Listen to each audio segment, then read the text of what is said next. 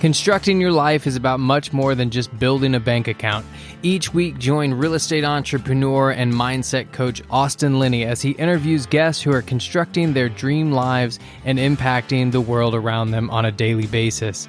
If you're an entrepreneur or wanting to start a business, or you just want to hear motivating stories of how others have overcome the odds, you are in the right place. And now for your host, Austin Linney. Guys, welcome back to Construct Your Life. This is Austin Linney here. And you know, I like to stay global. So we are jumping across the pond. But I've never heard this story, even though we're in a coaching group together. So I'm very interested to see how you got stuck. Where are you at again?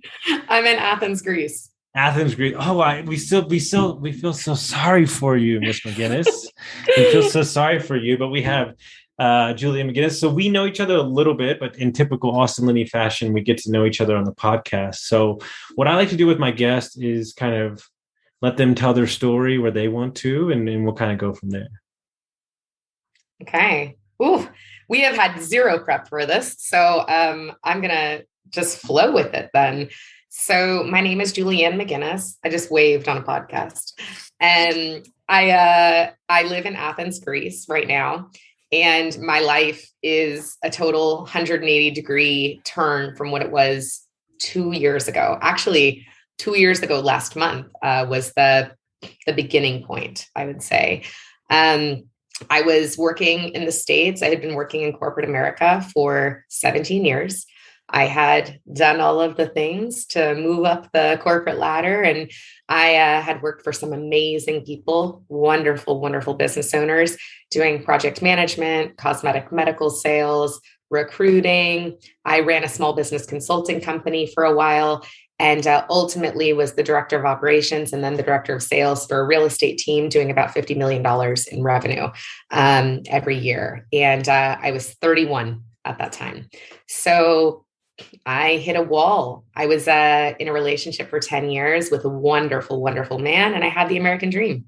I had 3 cars and a boat and a 4-bedroom house on 3 acres and made my own schedule for work, managed 15 people, loved my colleagues, loved my people, but wasn't happy. And felt this deep sense of that I was missing something. And living that life, you know, it's interesting, you know, people tell you money doesn't buy happiness. Not that I was ever like wealthy, but they say money doesn't buy happiness. And when you don't have money, it's easy to be like, yeah, okay, it's easy for you to say when you don't have money. I'm very grateful that I found myself in a position through my own choices, but I found myself in a position fairly young where I realized that if I kept going, I could see the rest of my life and how it was going to play out. And I was like, gosh, what's really going to change from this point forward? And if I'm not happy now, how could I reasonably expect to be happy when I'm 60? So I went on a personal development retreat, a retreat that I'm now part of. I do their discovery calls. It's a phenomenal program that I very much recommend to everyone in the world, especially if you're in corporate America and you're kind of a little bit lost personally. And as a result of the retreat, I broke off my engagement, which was extremely difficult because he still is a wonderful man. And I decided that I needed to radically shift my life. So I quit my job, left my relationship, and decided to travel and find myself. And I was planning to go to Bali and meditate for like a month. It's very interesting how this has kind of come about. And I wanted to do a backpacking trip across 8 countries. And on my way across the pond, the flight to my first destination, which was Australia, was going to be about 40 hours of traveling with 4 layovers. And I said, oh my God, this sounds miserable. So I said, okay, where can I go halfway between that has a similar climate in February so that I can go on a 10-hour flight, spend a couple of weeks, do another 10-hour flight and kind of to go there. And the cheapest flight was to Greece. And that is the only reason I made it here. I was supposed to be here for 12 days. And on the 10th day, I was meditating on a mountain and I had an overwhelming peace that said, don't go. So I stayed like a crazy person. I had $2,000 of non-refundable flights booked.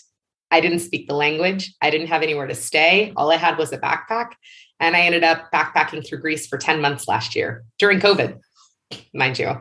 So I completely fell in love with the country, deeply fell in love with the country. And over that 10 months, realized that I want to spend the rest of my life here. So wow. I went to Germany, Mexico, back to the States, sold my house and moved here. That's the short story. Jesus Christ. This is perfect. This is like, this is right up my wheelhouse. You know, the joke with me is if you coach with me, if you're a client, a couple things happen. 9 times out of 10, you're probably going to leave your job. The second thing, I'm going to make you travel and you're probably going to sell your house. Like, that's the joke. It's like, I met Austin. He's going to make me, you know, and it's, but a couple things there stand out. The main reason that I provoke that in people is I want them to stretch themselves past their comfort zone, but also I want it to wake up things of them that are dormant. Like, I think that we spend most of our life with a lot of our dreams dead on arrival, right? Because we don't even believe that we can. And I would say that 90% of my clients are you. They have the life, have the cars, have the house, have the job, and they are so not still happy, you know? And so, are you happy now? I'm the happiest I've ever been. Do you long or do you miss any part of who you once were? This is a very interesting and beautiful question. And the way that I describe my life, I actually had this conversation with a friend of mine last night. When I look back at my life, I don't resonate with that person in the way that many people resonate with a memory of themselves. I think of my life as if it was written by the same author, but it's different books with entirely different leading characters. And the only similarity is the person who wrote it. So when I look at my childhood, there's one book or maybe a series of books with one character. And then I get into adolescence and there's another series with another character. And then I have my early adult life where there's another series. And then I had my 10 years with my ex, who this was just a very trying time in my personal life, but a really beautiful relationship with him. And this relationship actually paved the way for me to be the person that I am now. It's the most closely correlated to who I am. And yet I'm such a beautifully different person now. But I still feel a tie of, mostly it's gratitude, I would say. I have a deep sense of gratitude. I have a great deal of love, admiration, and respect for my ex, who is still a good friend of mine. And so there's remnants. David White actually has an incredible quote. I'll try and paraphrase it. And I don't have any part of me that misses my old life now. But there's this one element relating to my relationship, because I'm clear that we were not meant to be together forever. And in a way, I still feel that he's a soulmate of mine because of how much I love him as a human. And this quote says something to the effect of, grieving a breakup is not so much about grieving the end of the relationship, because by the time that the relationship ends, it's you kind of know that it's over. What you're grieving after that is that even though you know that you will probably find happiness with someone else, and it could be even more beautiful than what you could have had with the other person, you're closing the door to the particular shade and coloration of the future that you believed you would build with that person. And you know that no matter how beautiful your future will be with someone else, it will never be the exact tonality that you've walked away from. And there's a respect to the grieving that is important to do in relation to this. And so I look back on my 10 years and the life that we had really built together. We had built such a beautiful life. And I look back with such gratitude. And I still have a feeling of, it's not sadness anymore, but it's nostalgia of the beautiful life that in a parallel universe I continued. And at the end of the day, we're such complex people. I mean, right now, what I do now is I'm actually a dating coach. This is what I do. I help people, men specifically, actually. I work with women as well, but it started with me working with men, which is a whole nother story. But I do this, and finding your identity and being able to walk fully into a fully expressed version of yourself is absolutely essential if you intend to build a dynamic and fulfilling partnership with another person. And so many people fail to pay attention to that foundational groundwork, and they end up attaching to people who are connecting with their wounding, or they're walking and living a life, as I'm sure many of your clients have experienced, where they're living this life that society has prescribed for them, but it's not actually in alignment with who they desire to be. And so you end up creating a perfect relationship through an identity that's not your own. Wow. And no matter how good the relationship is or a person is, it won't result in ultimate success because there's no alignment there. Now, one of my favorite quotes is temporary people leave permanent lessons.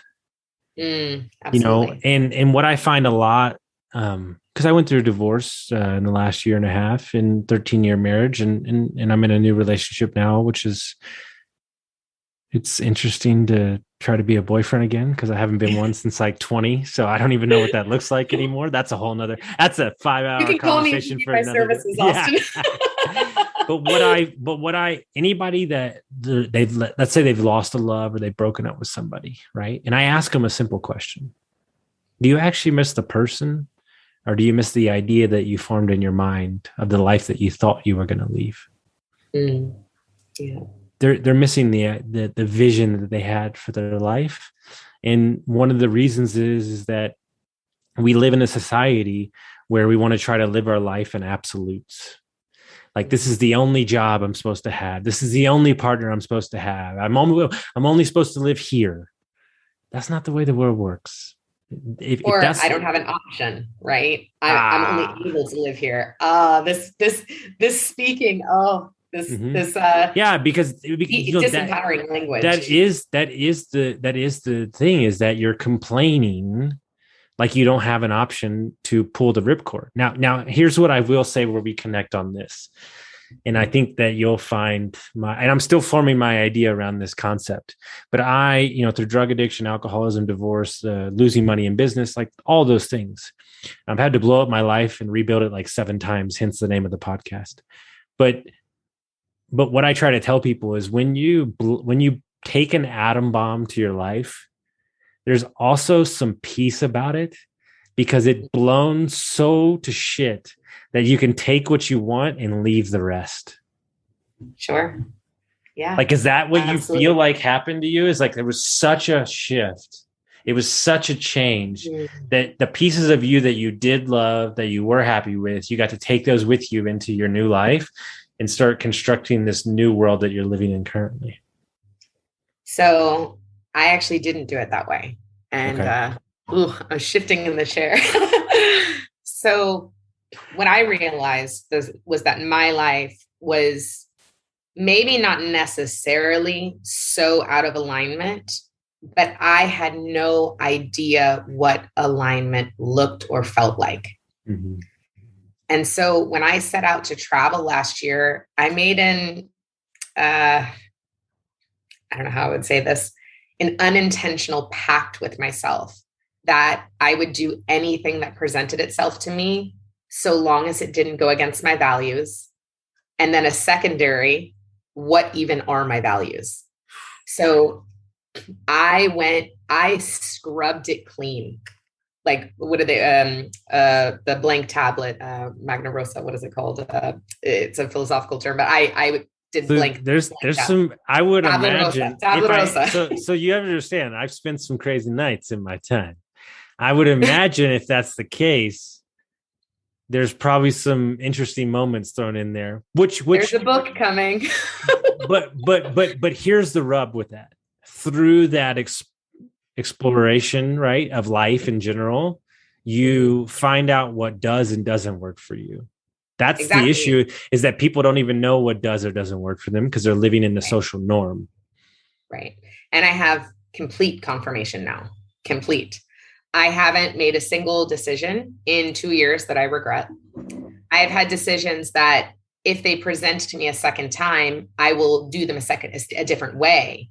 But I don't regret the decisions that I've made, because that decision actually provided me concrete clarity on my alignment, my vision, and my values. Okay. Oh my God. Okay. You just hit something in my nerve. So about 5 years ago, we were in Austin, Texas with my ex-wife, and I was making tons of money, working, living in a great city. And I was just miserable. I just couldn't, like, it started becoming sweater vest in fucking douchebag city. And I was just like, we were in Napa for a week, and I came back and I was like, I'm done. Like, I was literally at work on a Saturday, and I looked up and said, I'm fucking done. We're moving. I don't know where.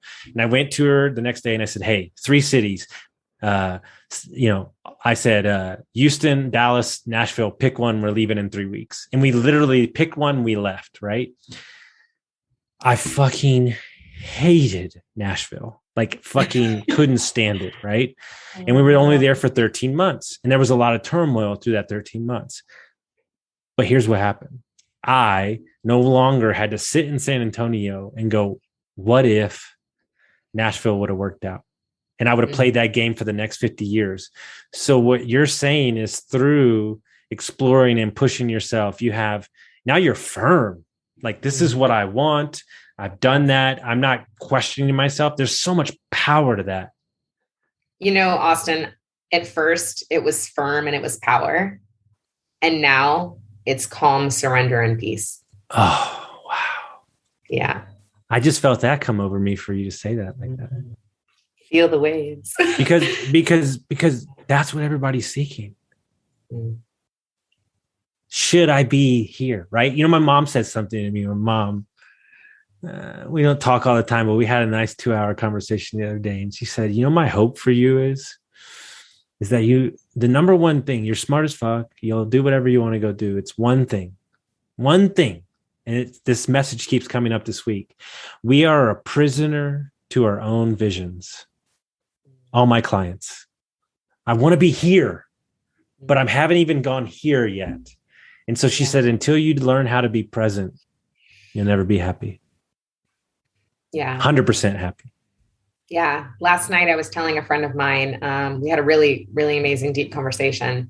And he said, do you ever get to a point where you don't have to think about anything, where you can just be there and not have thoughts? And, women struggle with this much more than men. Biologically, psychology proves this. Like, this is not sometimes I just stare at the wall after a full day, Right. But I have found that since I moved to Greece, my morning coffee. I wake up. Coffee's big in Greek culture. Oh yeah. It's very big. It's one of my very favorite things about the culture here. You can go to a cafe and there will be old men sitting playing tavli, which is backgammon, and they'll just be drinking their coffee for hours. And this is non-existent in the States, right? If you go to a cafe and you see someone without a computer, you're like, what's wrong with you? You degenerate, But here, if you bring a computer to a cafe, they're like, what is this person doing? Like, this is for socializing. It's the most beautifully backwards and properly forwards culture. I love it so much. And I could go on about my love of Greece, but I was saying, in the morning, when I have my coffee, I live on a rooftop, and I'm dog sitting, so I'm in a friend's apartment right now, but I live on a rooftop and I have this beautiful view of the mountains. My apartment is tiny, like very small apartment, but I have a huge roof. And I go outside and I sit on my rooftop and I just stare at the mountains and the apartments and the landscape of Athens. And for probably roughly 30 minutes to 2 hours every day, I journal, I meditate, I sit. Sometimes I think, sometimes I put on music. Usually I just sit in silence. And old me 2 years ago, corporate, Julieanne would have been like, how can you spend an hour of your day just sitting? You're wasting your life. And this hour of my day on average is pure bliss. It's pure bliss and it's pure peace. And I savor my coffee. I savor my evaporated milk. The Greek people will tell me one day you need to not drink milk in your coffee, but okay, I do now. I savor the joy and the gratitude that I have created this life and that I live in this country that has stolen my soul. I mean, I am hopelessly and I mean, hopelessly in love with Greece. Mm-hmm. And I sit in this gratitude and I can feel my energy changing.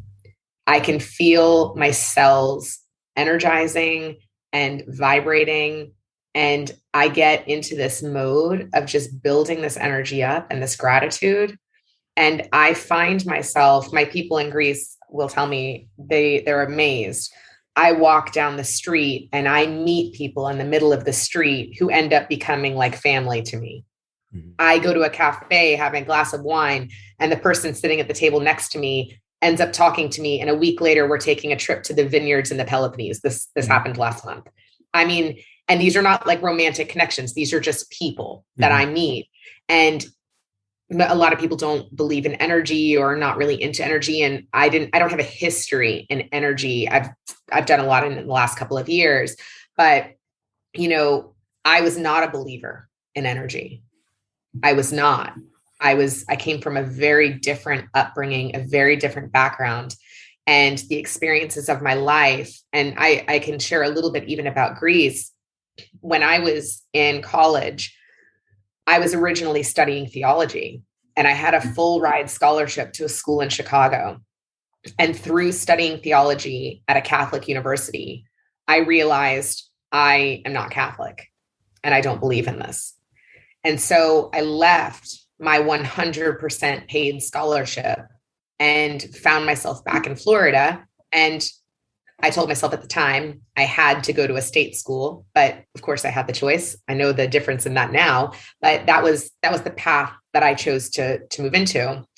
Well, the state school doesn't have a theology program. I decided not to leave Christianity, but to leave Catholicism.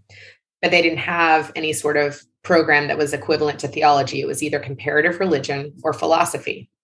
So I decided, maybe I'll become an attorney one day. I'm very intellectual and I like arguing, or at least in my past life I did. So I decided to get a degree in philosophy.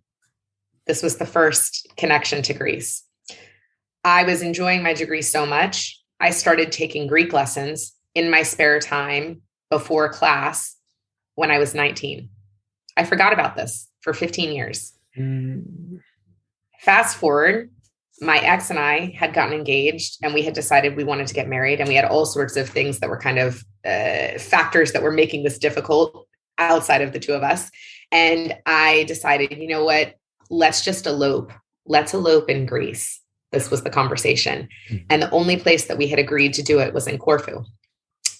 Second, we ended up not getting married, which had nothing to do with us, but and then I decided to travel. And like I said, I was never supposed to come to Greece. It was the cheapest flight on my way to Australia. And I found myself here. And I found myself here. And then I was on this mountain and I was feeling this conflict about leaving and whatnot. And I found this piece that just said, don't go, that didn't make any sense. And then it opened up this year of massive opportunity and this life-changing effect. When I went to Greece, I didn't do any diet or exercise change. I mean, I was hiking a little bit, but I really wasn't exercising anymore. And I lost 60 pounds in 2 months without trying. So my life, I was impacted by the energy of this place. When I went back to the States and I was donating my 4-bedroom house of things so that I could move here, I found my notebooks from college where I had started learning Greek 15 years ago. I had completely forgotten that I had ever even done this, completely.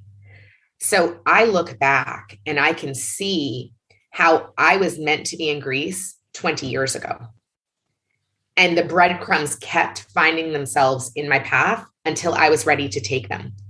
My goal, I believe in God, God's plan for my life, spirit, energy, universe. My plan was never to get to Bali.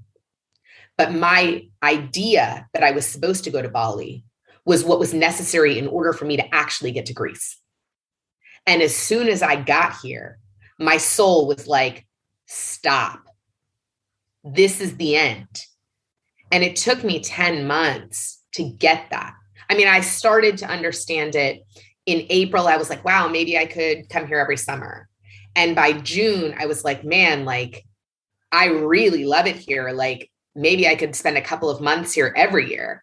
And by September, I was completely committed to moving here, even though I had no plan. I had no idea how I would make that happen, but I was clear. I could see the future in a way that I have never understood anything before. And by November, I had created the plan, figured out a way to do it, like organized it, all of the things. And so people ask me, that must have been so difficult for you to make this decision to leave your job and your friends and whatever. And I say to them, when the call and the pull is so strong, it's not difficult. When you're open and when the signs are so strong, it actually is impossible not to do it. It would have been impossible for me to not be here. And I know that I will live here for the rest of my life with 100% certainty. I know that. It's a crazy thing to say. And when people would say things like that to me years ago, I'm like, how could you know the future? And I can still resonate with that thought. And yet the spiritual pull for me to be here, my deep love for this country that makes no logical sense, is precisely the verification of how true I know this to be. Here's an argument that carries a lot of weight with everything that you just said. It's actually harder for you as a person to be completely happy as you are right now. It's actually harder for you than it was to be in your job back in America, because that uneasy feeling, that unhappiness is where 90% of the people live. It's when you start winning. It's when you start losing the weight. It's when you start just being happy for no fucking reason. That's the harder thing to wrap your mind around, because you have to live in that new comfort. Yeah. That sure. and you're waiting for that shoe to drop.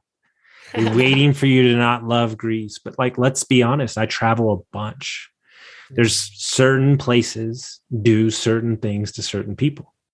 Yeah. Like when you step off the fucking plane, you're just like, yep, I'm good. Like Lisbon does that to me. Andalusia does that to me in southern Spain, Burgundy. Like they're like, who is this fucking person? So chillaxed and like in the cheese shop for 2 hours. But that's me. I swear to God. Like, but I think that like you have said, like, I made a choice. I am going to deal with the consequences. And now the consequences are just my life, which is fuck yes. Yeah. I was out with some friends the other night, and we were drinking some Tupido, which is like an authentic Greek type table aperitif kind of thing. And I was walking. I live pretty close to the center, and the Acropolis is in the center. And I was walking back to the metro, and it was about 2:00 in the morning. So there weren't many people out. It was like a Monday or Tuesday night. And I walked down this brick path in this kind of a touristic neighborhood. And the path opens up, and then the Acropolis is on a hill in front of you, and it's lit up. And I like lost my breath, and I just started crying because of the energy and my gratitude for being here and for what this country means to me and the history. And I have a degree in philosophy. I have an interest in democracy and the beginnings of Western civilization. And I have a deep love for the Greek people and for the Greek culture. That is, I say that my soul is Greek. Even though I have no Greek blood, I can feel this. And I've also traveled a lot, and I've been many places. I've been to Italy and Ireland and Germany and Mexico and whatnot. And I've never even felt this for you. Just know. Irish. Like you just know, like, I spent 2.5 months in Europe. I've been to like almost every state. Like, it's in that moment that you're like, and here's the scary thing. It's not even the place that you think. Like, right. here's what's here's what's scary. It's like, I went to Barcelona and I was like, I'm good. Like, I went to Madrid. I'm like, no, this doesn't do anything for me. But it's like, I know, like, in my fucking soul, like, me in the Greek Isles, me in like Tuscany, put me on a bicycle and just let me fucking spend the day. Like, that's all day. Like, and it's like, meeting people like you that confirm it, right? Because if you are in your element and you're in your soul's on fire, then how many people are you going to affect when your soul's lit up, right? And so if more of us seek that, then what I call the ripple effect of impact would be an amazing world that we live in. When we're out there seeking things that straight up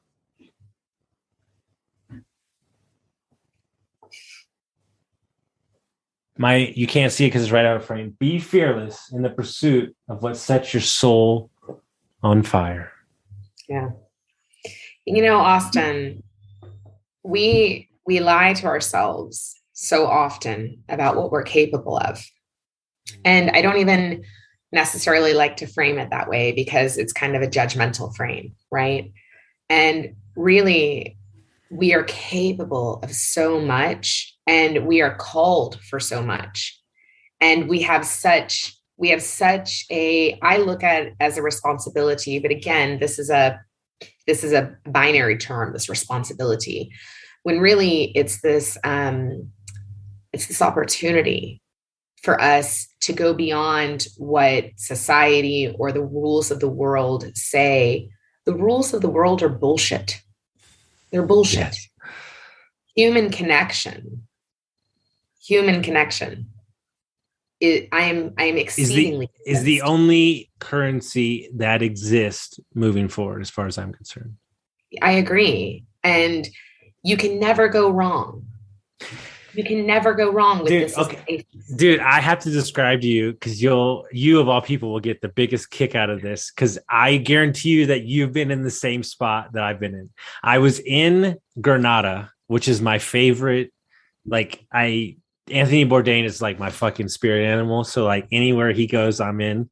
And we were staying at this 200-year-old home from this English teacher who spent 3 years fixing this thing, 3 stories, courtyard in the middle, like $60 a night, 4-bedroom house, just bread. They put bread on the door in the morning from his wife, like just fucking insane shit. Right. And so he had been to the States when he was like 18, but he was a history teacher. Nobody spoke English. They didn't speak English. And he said, do you want to come to dinner for my wife's birthday in our house? And I was like, of course. I was like, does the day end in wine? Fuck yes, let's go. And so he bust out a bottle of whiskey. This is when I was drinking. He bust out a bottle of whiskey from 40 years old, like he had got in the States. And he cooked the pizza on top of their, in-house thing. And I literally, now I know enough Spanish to be dangerous, but when they're talking, I can't understand and shit. I didn't speak to anybody that night. It was just music and eating and drinking. That night for me was probably one of the best nights I ever had in my life. And we have no idea what we were talking about. None. Your soul and your heart now. Yeah.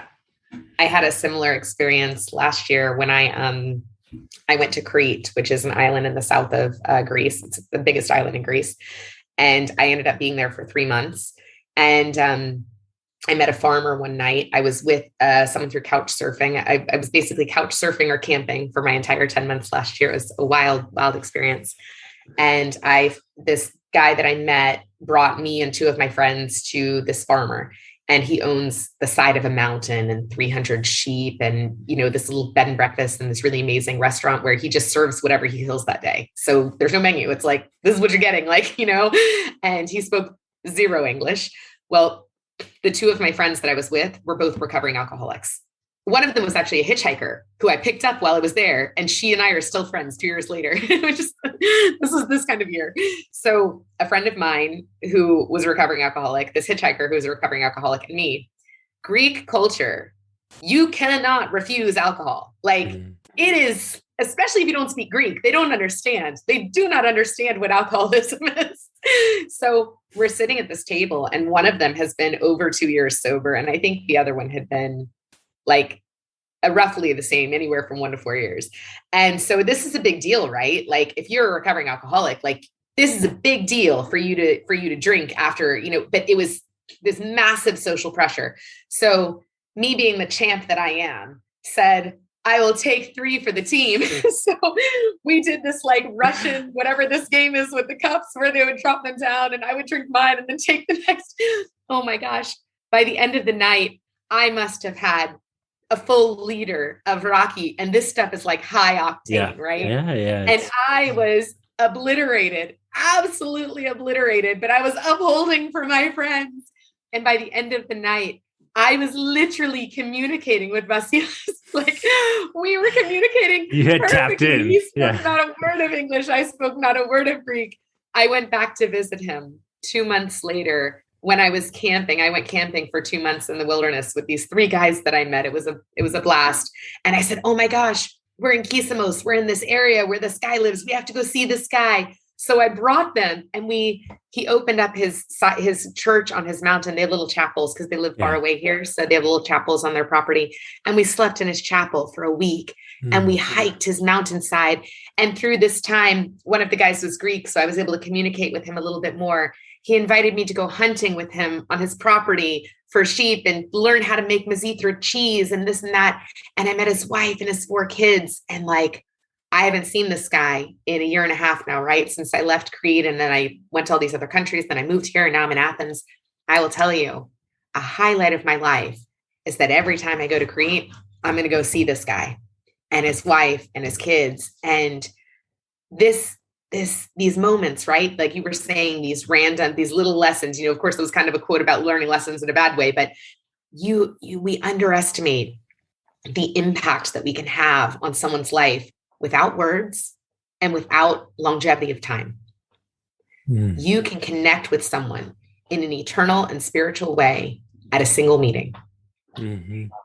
And society tells us that you have to build it up and, there's social contracts and, you have to do this and get this. And there's the law of reciprocity and this, and that. And when it comes to influence in the business world and whatever, that all has a place.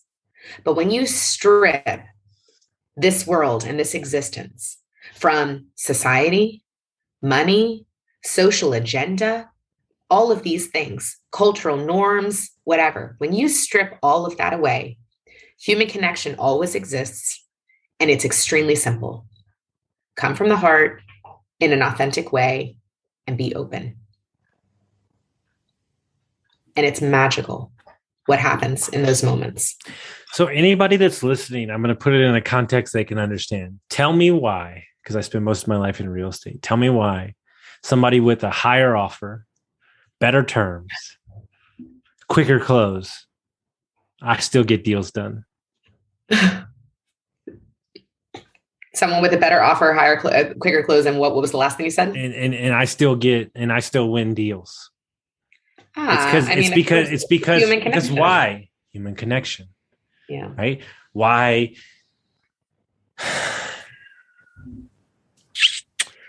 The recovery space as a whole is very hard.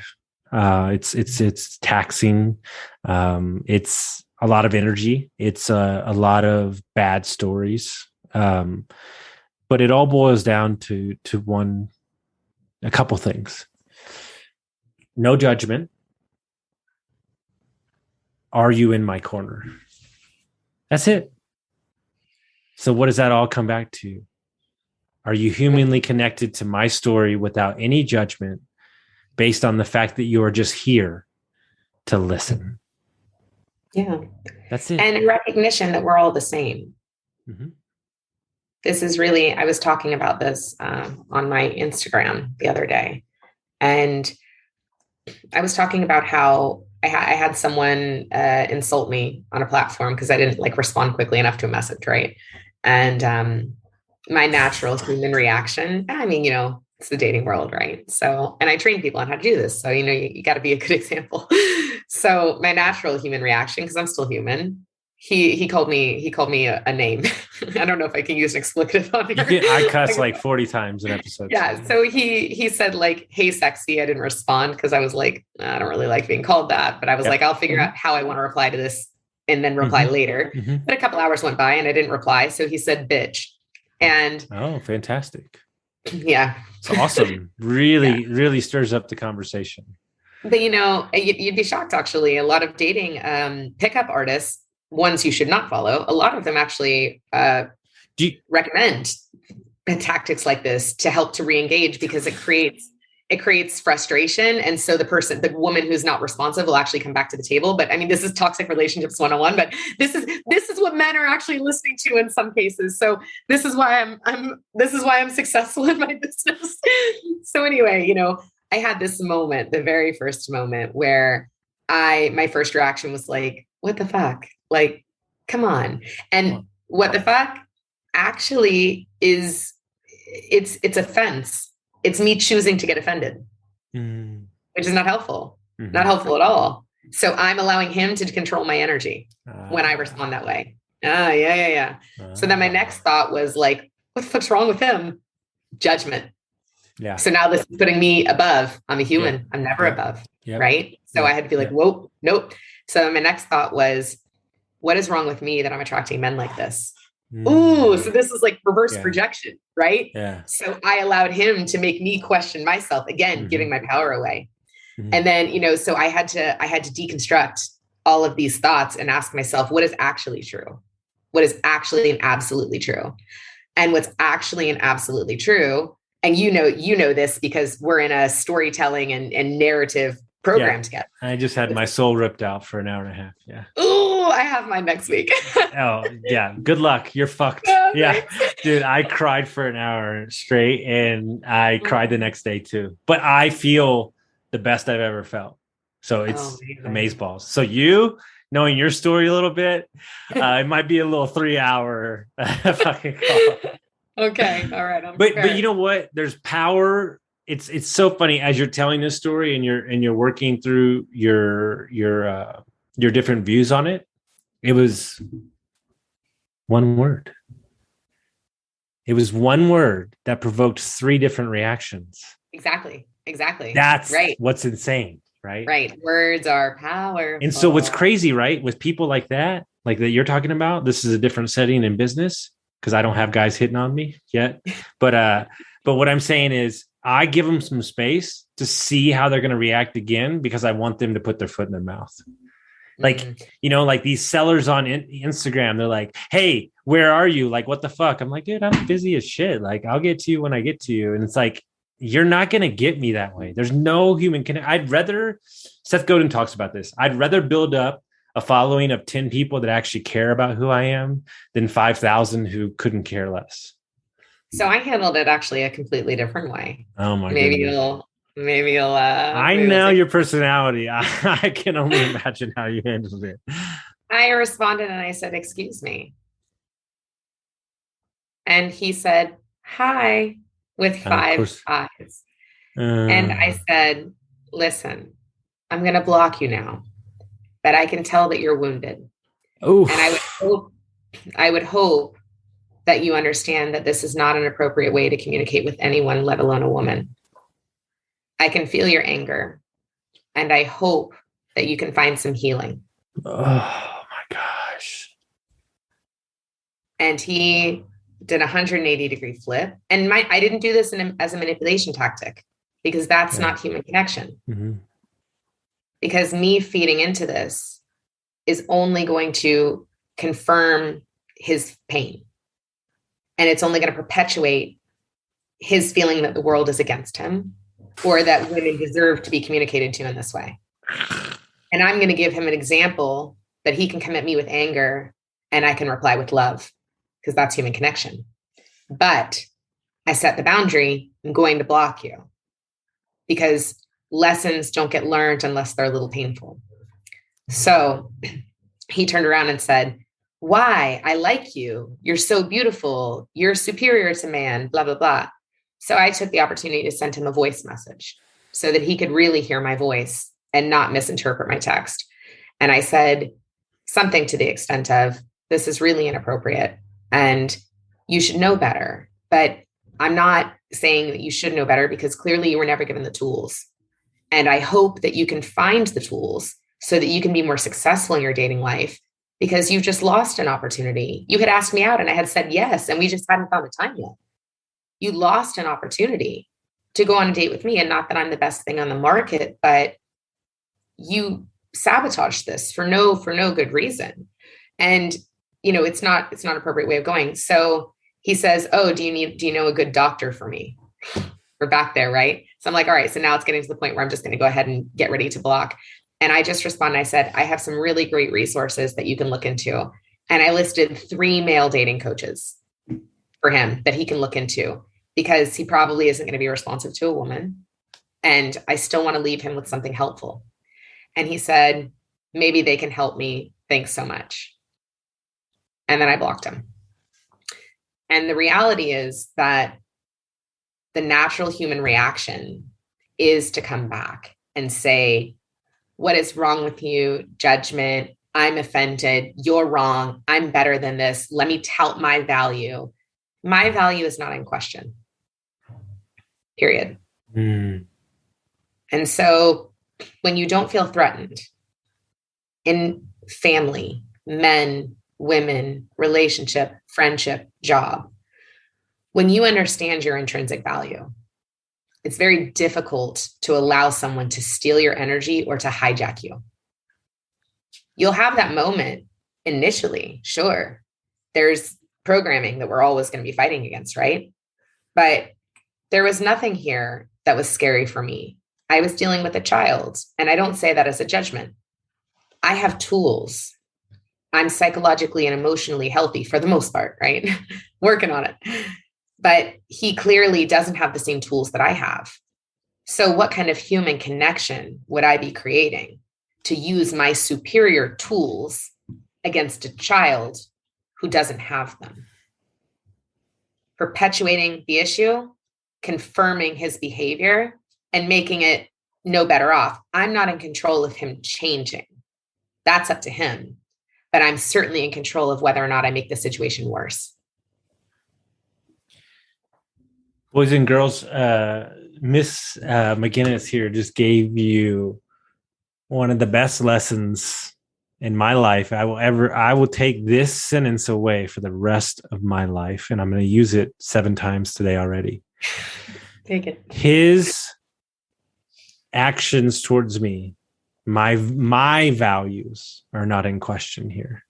I want everybody to hear that again. Because when you're getting upset, you're upset because you're saying they don't see the value in me. No, motherfuckers.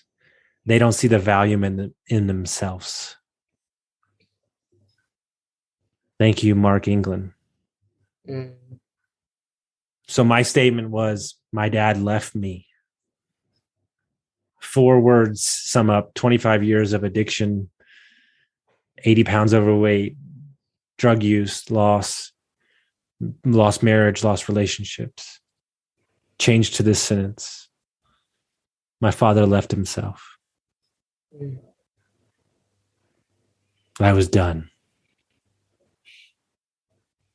It innately takes the ability off. I look at it and I'm still digesting all of it. Every man in my life was put up on an imaginary pedestal because I knew they would eventually leave me. But nobody left me.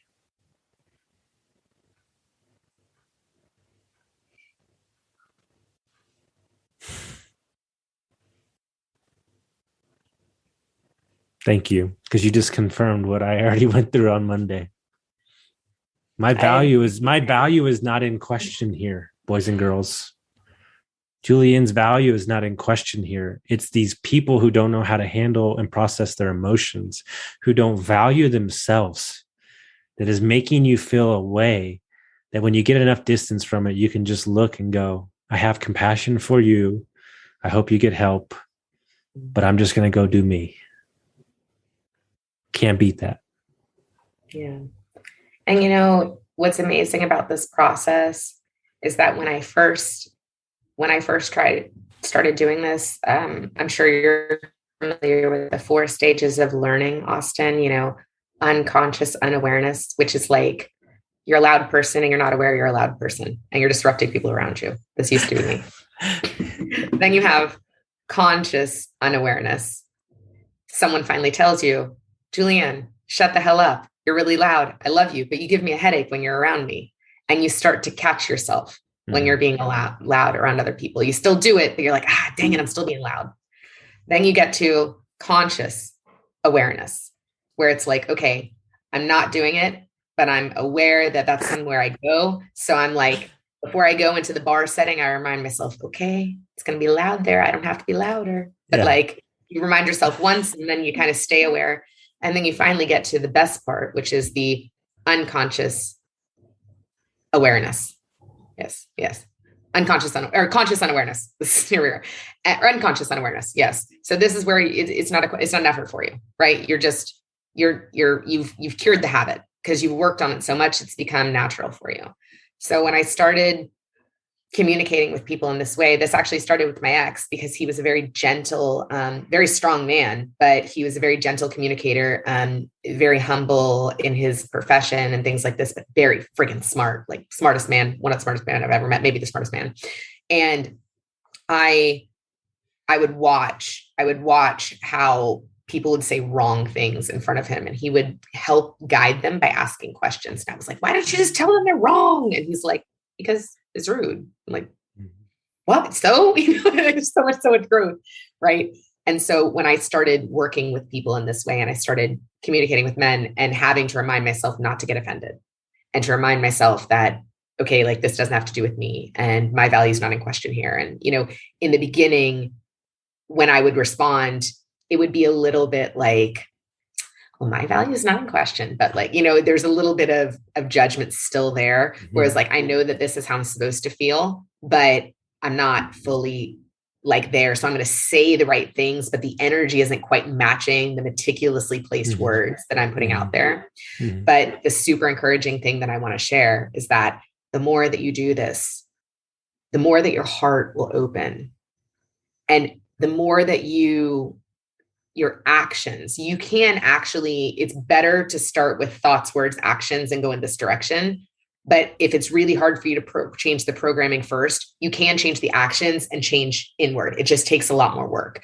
So I, for a long time, was just doing these responses because I knew that they were the right thing to do. And if someone would read my text later, I wanted to be proud of what I put in the text, even if I didn't really mean it. Right. But over time, because the responses, when you don't fight back with someone, things soften. It started to change, and I started to see what was possible for my relationships with other people and for my communication if I could show up, in this non-combative way and really do the things that I knew would actually help them from an emotional perspective. And now, for the most part, I don't have any issue authentically loving in these moments. And even with this one yesterday, there was like a moment where I was like, what the hell? But it was so short. And then I was like, man, like, this guy is hurting. And it was so easy for me to connect. And this is why I love coaching men on dating. A lot of women hate men. Yep. I love men. Yep. I love them. I can totally empathize with how difficult dating is in today's world. We have, don't be toxic masculine. Don't be too masculine, but don't be too feminine. Don't be a beta. Make sure you're taking control of her, but let her pay if she wants to. I mean, it's contradicting. These men supposed to do? It's like nutrition advice. Nobody knows what to do anymore. Exactly. You muddy the waters too much. Yeah.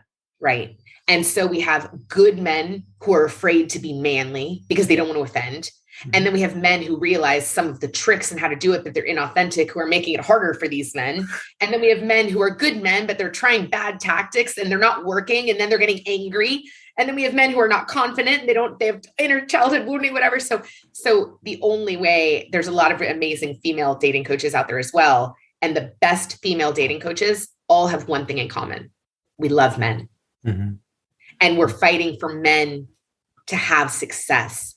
And we want men to be able to live in their life without walking on eggshells, to own their masculinity, to walk into that. All of the best female dating coaches out there all have this in common. Yeah. And if you don't love your clients, you won't be successful. And I think we just talked to one of the best too. I'm new, but I'm growing. Thank I you. know, but I can see that you're going to be amazing. So I'm very excited. I know you got a meeting. So if people want to find out about what you're doing, how would they do that? And we'll get you out of here. Yeah, no, it's okay. I actually was word of mouth only for the last year and a half. I'm building a website right now. And I have an Instagram. It's Dating with Jules. So DATINGWITHJULES. My website, branding, marketing, story creation guy lives in Spain. So if you ever want to, he's amazing. He used to be the lead in Cirque du Soleil for 13 years. He's an amazing human being, ultra runner. Oh, so if you look need at this energy, if you need any advice, he's an amazing human being from Canada. I'm sure he would love to. But guys, I'm so glad I had her on because I know that she taught me something. Super excited to see where this friendship and kind of new relationship goes. So thank you so much for your time. Yeah, and I'm going to do a really quick shameless plug. I have a shameless plug.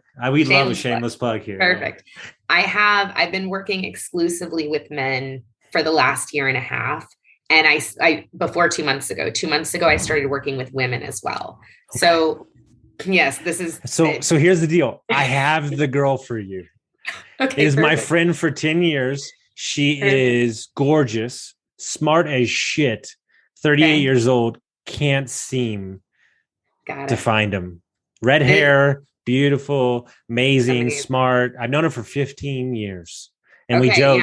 We joke all the time. She goes, "Do you know what it's like out there right now to date in COVID? It's crazy town." Yeah. Yeah. It's interesting. My male program is I've taken what I've done with all of the men that I've worked with for the last year and a half. And I found the concepts that I've done with every single one of them. Mm-hmm. And so those are kind of like broken down into these modules. And then I have my group coaching, my one-on-one. But what's interesting is that the first 4 to 6 weeks of the program is all identity work. Okay. And so the men come in and they're like, I want to learn how to text women. I've already got the idea. If you're game.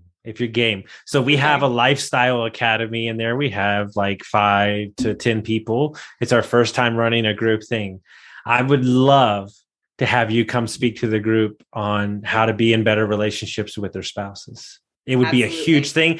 And there's one of my friends in there who is ready to hit the world. She went through a bad divorce. She's ready, Freddie. So I'm going to introduce you to her. I'm going to introduce you to her too. Yeah, so. Perfect. Yeah. I mean, honestly, you and I are, I knew from the first time we were on a call together, I was like, this is going to be like, you know what's crazy? Guys, true story. And then we're going to get out of here. Look, I got a crazy story.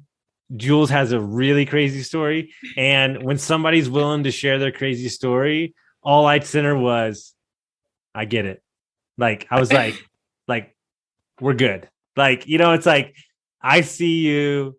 Like, thank you for the honesty. Like, when somebody does that, when they send that text, you're like, all right, this is my people. Like, yeah.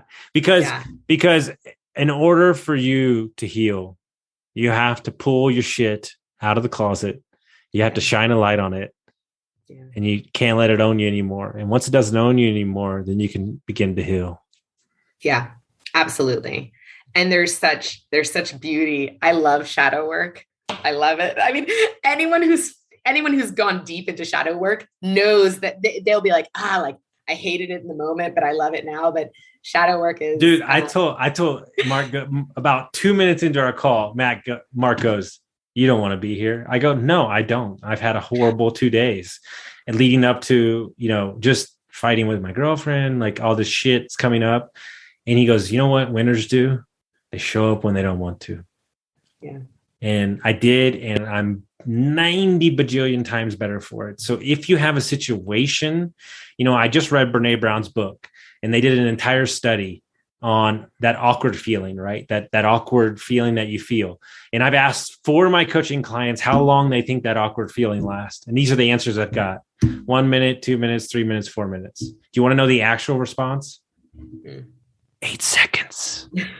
Yeah. 8 fucking seconds. So everything that you want is on the other side of those 8 seconds. Lean into that shit. Nice. All right. I got to let you go. I know you got a meeting. Jules. Yeah. Julieanne, thank you so much. Thanks so much. I'll see you soon. We'll talk soon. All right. You got it. Bye. Bye.